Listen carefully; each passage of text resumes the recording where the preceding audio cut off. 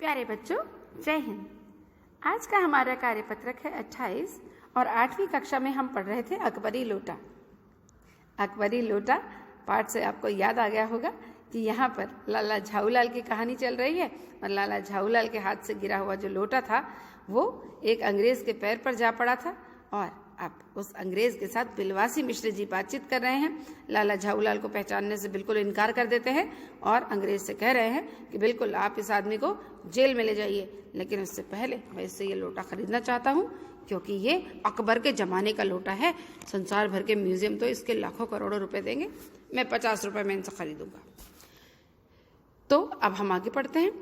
तो जब उन्होंने अकबरी लोटे की कहानी सुनाई अंग्रेज को, तो इस विवरण को सुनते सुनते साहब की आंखों पर लोभ और आश्चर्य का ऐसा प्रभाव पड़ा, यानी लालच भी हुआ उन्हें, आश्चर्य भी हुआ कि वो कौड़ी के आकार से बढ़कर पकौड़ी के आकार की हो गई, यानी आंखें बड़ी बड़ी हो गई कि अच्छा ये इतना पुराना लोटा है।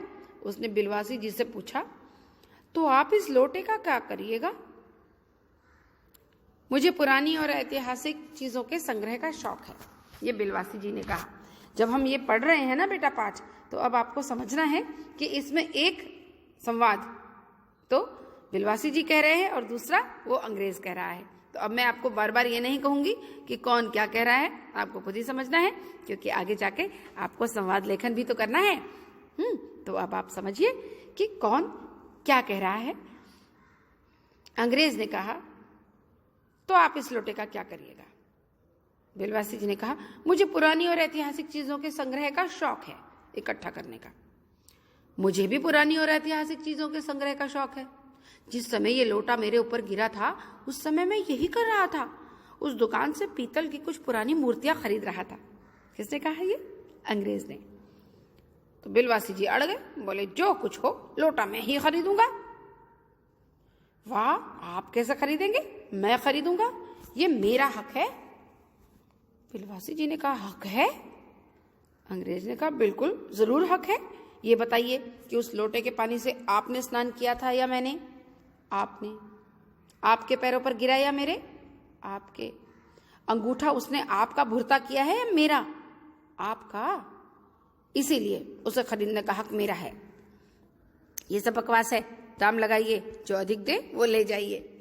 तो बिलवासी जी ने कहा, ये सब बेकार की बात है कि आपके पैर में लगी है तो आप खरीदेंगे। दाम लगाइए, जो ज्यादा पैसे देगा वो ले जाएगा। तो अंग्रेज ने कहा, यही सही, आप इसका 50 रुपया लगा रहे हो, मैं 100 देता हूं, मैं 150 देता हूं, मैं 200 देता हूं, अजी मैं 250 देता हूं। ये कहकर बिलवासी जी ने 250 के नोट लाला झाऊलाल के आगे फेंक दिए। साहब को भी ताव आ गया, उसने कहा, आप 250 देते हैं तो मैं 500 देता हूं, अब चलिए। बिलवासी जी ने बड़े अफसोस के साथ अपने रुपए उठाए, मानो अपनी आशाओं की लाश उठा रहे हो। साहब की ओर देखकर उन्होंने कहा, लोटा आपका हुआ, ले जाइए, मेरे पास तो 250 से अधिक नहीं है। यह सुनना था कि साहब के चेहरे पर प्रसन्नता की कूंची फिर गई। कूंची फिर जाना, जब आप रंग करते होंगे किसी चीज पर तो ब्रश होता है ना, उसको कूंची भी कहते हैं। तो जैसे खुशियों का ब्रश उनके चेहरे पर फिर गया हो, इतने खुश हो गए वो साहब 500 रुपए देकर। उसने झपट कर लोटा लिया और बोला, अब मैं हंसता हुआ अपने देश लौटूंगा। मेजर डगलस की डींगे सुनते सुनते मेरे कान पक गए थे। बिलवासी जी ने कहा, मेजर डगलस कौन है? उन्होंने कहा, मेजर डगलस मेरे पड़ोसी हैं, पुरानी चीजों के संग्रह करने में उनकी और मेरी होड़ रहती है। गत वर्ष वे हिंदुस्तान आए थे और यहां से जहांगीरी अंडा ले गए थे। देखिए किस प्रकार बिलवासी जी ने अपनी चतुराई से अंग्रेज को मूर्ख बना दिया और उस बेढंगी लोटे के 500 रुपए उनसे निकलवा लिए। और 500 रुपए में उस लोटे को खरीद कर भी वो अंग्रेज यही सोचता रहा कि उसने इतना बड़ा काम किया है।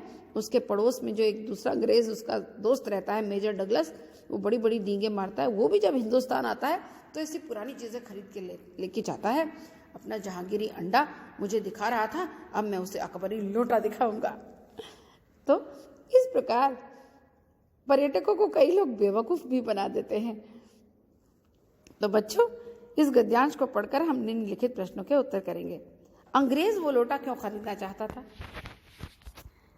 तो भाई उसे पुरानी चीजें खरीदने का शौक था इसलिए।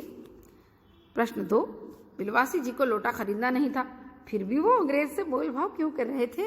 अनुमान लगाइए क्यों खरीद भाव कर रहे होंगे। प्रश्न 3, मेजर डगलस कौन थे? और प्रश्न 4, एक गतिविधि है। भाई क्या होता यदि अंग्रेज को ऐतिहासिक वस्तुओं को खरीदने का शौक ना होता?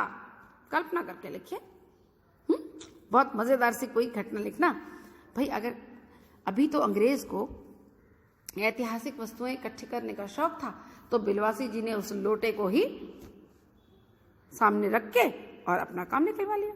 लेकिन अगर अंग्रेज को ऐतिहासिक वस्तुओं को खरीदने का शौक ही ना होता तब क्या होता? तब बिलवासी जी का क्या हाल होता और बिलवासी जी के साथ उनके मित्र का क्या हाल होता, ये आपने बताना है। तो जल्दी से इस काम को कीजिए और मीनाक्षी मैडम तक पहुंचा दीजिए। धन्यवाद।